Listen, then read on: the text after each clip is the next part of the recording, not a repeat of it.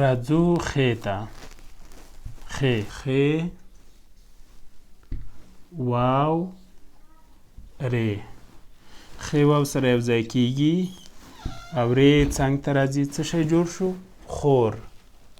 خو که د واو نه وروسته الف راوړي دلته بیا رې پسې ولیکي څه به جوړ شي؟ خوار. خور وه څه ترې جوړ شو؟ خوار. خو که خې واو رې د خور څنګ کې داسې د رې نه وروسته داسې یې ولیکي دلته بیا څه شی کېږي؟ خوري. مثلا ته وایې چې بابر انار خوري. خوري بیا د رې نه وروسته څنګ په څنګ یې ورکړه همدا جمله ترې یا کلمه ترې جوړیږي. خې واو ړې. خې واو سره یو ځای کېږي او ړې څنګ ته راځي څه ترې جوړیږي؟ خوړ. خوړ توی ته هم وایي د سیند نه کمې اوبه چې چېرته روانې وي هغه ته څه وایي؟ خوړ. ځینې خلک ورته توی هم وایي. او دا خوړ هم راتلی شي. مثلا ته وایې چې جمیل ام خوړ چې زه ورغلم. خوړم دا ډول لیکل کېږي. خوړ هم همدا ډول ده. خو که دلته د خې واو نه وروسته الف راسي او وړې پسې بیا هې راسي بیا به څه ترې جوړ شي؟ خواړه. خې ده پې ده او هې ده.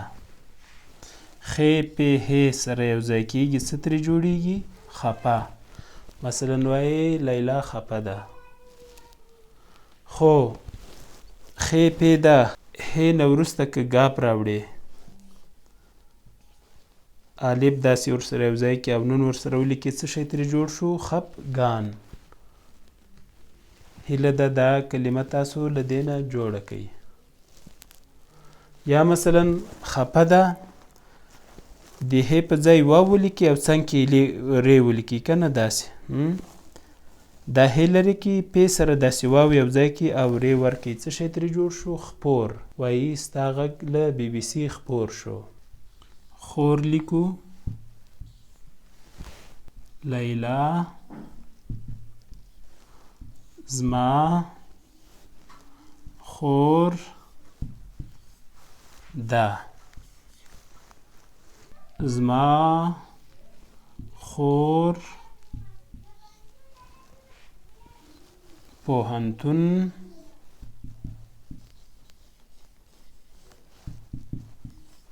ته ځي. پوهنتون یعنی یونیورسټي. لیلا زما خور ده. ویلی سي لیلا ستا خور ده. مثلا یو بل کس ولاړ ده ته ورته وایې لیلا ستا خور ده. سوالي ډول هم ورته ویلی سي او په مثبت حالت هم ورته ویلی سي. یا ویلی سي چې لیلا د جمیل خور ده. دلته ولیکه لیلا دال ولیکه جمیل ولیکه. لیلا د جمیل خور ده. یا مثلا ویلی سي لیلا زموږ خور ده. زما خور پوهنتون ته ځي. ویلی سي ستا خور پوهنتون ته ځي. زما په ځای ستا لیکلی سي. سین تی الف ستا. ګوره ټوله جمله بدله سوه. یا مثلا ویلی سي د ناور خور پوهنتون ته ځي. زما په ځای دال ولیکه بیا ناور څنګ ته ورسره ولیکه نون واو الف ری ناور. یا ولیکه مثلا د هغه خور پوهنتون ته ځي. زه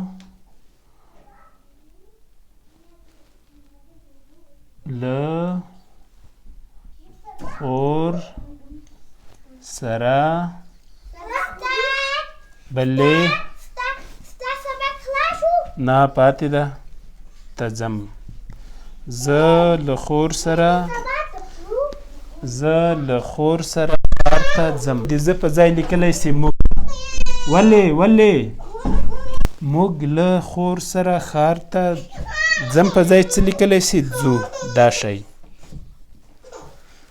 یا مثلا لیکلی سي موږ له خور سره پوهنتون ته ځو. یا مثلا زه له خور سره پوهنتون ته ځم. د ښار یا پوهنتون په ځای بل ښار هم لیکلی سي. ویلی سي زه له خور سره پېښور ته ځم. هیله ده چې دا ډول تمرین به له ځان سره کوئ. پښتو لرنینګ یوټیوب چینل در سره سبسکرایب کړئ. پښتو زده کړه فیسبوک پاڼه خوښه کړئ. دا هم زما فیسبوک دی او دا هم زما ټویټر دی. الله مو مل شه.